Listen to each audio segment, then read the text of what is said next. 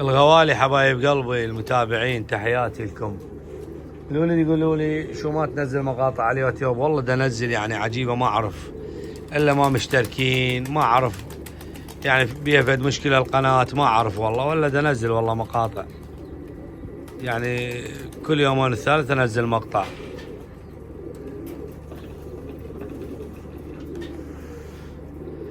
بكور احكي لنا ايش عندك؟ عشاق طيور يقول السلام عليكم، ابو بكر طير مخلف بياري شواطب قيل وزوجين. المخلف حبايب قلبي، المخلف من يهيج قبل اطبقه وزوجه لن يضيع. المخلف من يهيج قبل لازم تزوجه. شلون هو يهيج؟ من تخليه ويا الكبار تهيجه، من صار مخلف ويا الكبار هو هاج. اذا عندك فرخات وخرجتها بصورة صحيحة، يعني حاول لا تخليها ويا الكبار. اذا تريدها تنهزم وتريدها تطير تونسك، على مود لا تيجي بسرعة وتثقل، لان من يهيج يثقل بعد ما طياره يتغير. طيار يقوم يخبط ما يطلع، يظل دافن، هواية امور بي. فالافضل طريقة من تشوف المخاليف عندك هاجت زوجها قبل. احكي لنا استاذ. تخبط وتطلع طشار ويعتاقن، شلون يتعدلن بدون زحمه؟ يعني طيوره تخبط وتطلع طشاري ما يطلع دمه. الطيور اذا لملوم تطلع طشار، الطيور اذا رابيات فريخ ما تطلع طشار، وطيور اذا مفتوحه 24 ساعه بالسطيح تخبط هم تطلع طشار. طيورك اذا ما مدقوقه وما مسحونه وما شايفه مطيار هم تطلع طشار. فذني كل الطرق لازم تسويهن، تدق الطيور وتحبسها، تدقها مطيار وتحبسها الطيور، لا تعوفها مفتوحه هدد. تمام؟ بعد ايش عندك؟ السلام عليكم. عادل الفراخ يطير انوي الكبار؟ لا مو قلنا لا. اذا تريد تركضها لا. اذا تريد هسه نفس دني 3-4 فرخات ويا الكبار كل شيء ما عليهن.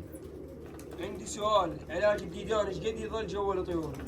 24 ساعه لو فتره محدده؟ 6 ساعات. حبايب قلبي قلت لكم اني سولفت لكم 1000 مره، اي علاج تنطيه للطيور، اي علاج تنطيه للطيور ما يتاخر اكثر من 6 ساعات جواهن، لين يصير سمع الطير. اي علاج تنطيه للطيور ما يصير تاخره اكثر من 6 ساعات. بعد عندك؟ السلام عليكم. خويا جبت تور مرتبه وغاليه والداير مداير حروب وهواي يطيرون تور، اقل واحد عنده 60. شلون اجلده وما اضيع من لان مرتبات رد فدوه؟ متابع قديم. حياك الله الغالي. اول شيء الحرب هذا منتهي من عنده. اكو عالم يعني يحلى بعينها الطير، ومع احتراماتي للسامع ما شايفه طير، تلزم الطير وتقصه، تلزم الطير وتنسله، وذا بي رقم ما ينطي. هوايه امور بي.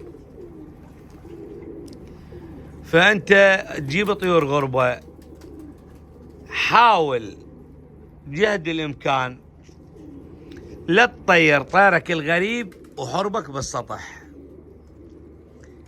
كلفتها 3 ايام بس، تباوقه 3 ايام تبقى تراقبه، من ينزل تفر مالاتك الغربه. اذا 3 ايام فريتهن افترن فوقك وحطن عليك بصوره صحيحه، اليوم الرابع او الخامس اذا خبطن ويا ما يخوفن يجين يحطن عليك، لا تخاف من عندهن، بس استخدم هاي الطريقه. سؤال، ايش تنصحني اطير الطيور هي شبعانه لو هي جوعانه؟ طيور غربه اذا طيور غربه جوعها، واذا طيورك جلدات شي طبيعي تطيرها بالفصل، لازم تعشيها بصوره صحيحه وتطيرها الصبح. بعد السلام عليكم. عندي طيور جبتها جلده عندي، بس ايش تنصحني؟ اريد اطيرها وحدها افردها لو بس شيء حلال اخليهن يعني طور ونفعل وحدهن؟ طيور غربه ايه يقولوا جاي وصار له شهر. ايه يقول اريد ايش تنصحني؟ اريد اطيرهن وحدهن، اشيل بس الاحلال والطواير عايزينهن ونفعل؟ بس كل واحد وحده. لا تشيل الحلال ولا تشيل الطواير، وبقين واستر على حالك. بعد علاج الطيره القاطعه بيض مع العلم مبيضة ومفرخة سابقا. اذا الطيره مبيضه لا تخاف من عدها، تقطع ترجع، انطيها ماش كل شيء ما عليها. السلام عليكم، عندي 7 فرخات يطيرن ويلي كبار 17 بس مطيار عادي، فراخ ما ياثر على الكبير والفريخ؟ لا ما ياثر، ما له علاقه، كبير يطير والفرخ يطير. الفرخ يطير اقوى من الكبير ب1000 مره، لان هذا بيه حيل الطير وبعده صغير، كل شيء ما عليه انه ما ياثر. السلام عليكم ورحمة الله وبركاته. عنده طيور فرخن، كم مرة أنطيهم باليوم الواحد؟ أكون يصيرون فرخات مربربات يعني طبعاً. وجبة واحدة المغرب، وجبة واحدة قوية المغرب.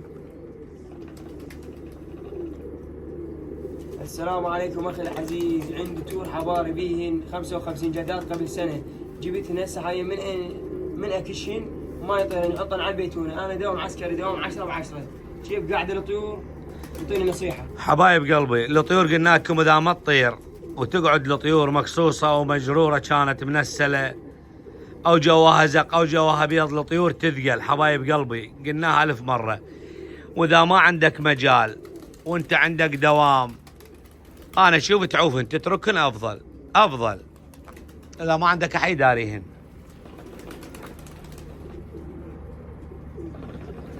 لان الطير اذا انترك اسبوع زمان بعد ما يطير يثقل، اسبوع زمان يثقل، من يثقل لازم ترجع تخففه من جديد. ايش عندك بعد؟ متابعين الغوالي، عندي حسابي على التيك توك يمكن موجود،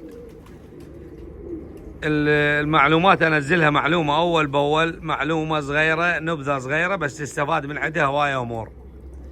حسابي على التيك توك محمد الراوي اللي ما يعرف حسابي، وهنا هذا حسابي هذا بالقناه، متابعه على مود يصلك كل ما انزل مقطع يصلك. يقول يا اخوي، هل صحيح في موسم تبديل الريش الطيور توقف عن الانتاج؟ ايه الطيور هي اول شيء من نسلتها انت او قصيتها، خلينا نقول قعدتها على مود الصف على الموسم مطيار، هي الطيور روتيني. بعد انت راح تعزلها وحد وهي منسله، لا تصعد على حله ولا تصعد على سله ولا تصعد على طبق، ولا تقدر تتقامط الطيور، فهي روتيني واقفه. كمل. السلام عليكم، شلونك اخوي؟ اتمنى ترد. عندي حمام زبيري يزوبل ويمشي بعيد عن البيت، اريد يبقى طاير فوق هاي. اربطه بسناسل. ما هذا الطير اللي يزوبل طير وجعان وتعبان، وضعيته تعبانه. حبايب قلبي، انت من جاني طير تعبان عليه وتذب اكل ومصرف وتعب ومدارة، لو اجنى طير صحيح لو ما اجنى، يعني هذا الرزازي والامور ذني عوفن اتركهن، خذ لك طير براسه خير وطيره تونس عليه. اخوي ابو بكر، اخوك من العماره، على راسي بشهر السادس، هم هالاسم بعد له عوفن. المفروض تهلسن انت نهايه السابع، يعني 1/8 2/8، يعني نهايه السابع تهلسهن. هذني راح يتلكن عندك من وقت بالشتاء، تمام؟ راح يقرطن عندك من وقت. قلنا لكم وذكرناها 1000 مره، وتحياتي للعماره. تحياتي لك ابو بكر، بس رحمه الوالدين يرد علي. طيوري ماتت واحد ورا الثاني، يتمرض ما ياكل، يضعف ويصير خنيث ويبقى يوم ورا يوم يموت. ديدان حبايب قلبي، قلنا لكم لا تجيب طير من السوق قبل وتخبطه ويا الطيور، اذا ما تعرف الطير ومعالجه ديدان ومعالجه امور لا تخبطه ويا الطيور. الطير ملقح ما ملقح ما تعرف، جبته ذبيته ويا الطيور ما يصير، هذا غلط، حاشاكم من الغلط.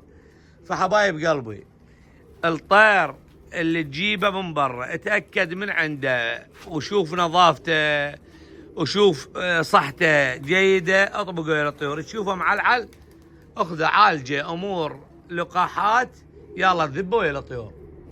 وتحياتي لك ولأهل العمارة وأهل البصرة والجنوب جميعا، تحيات جميع المحافظات. حبايب قلبي، لا تنسونا بالتعليق حلو ولايكات. حبايب قلبي.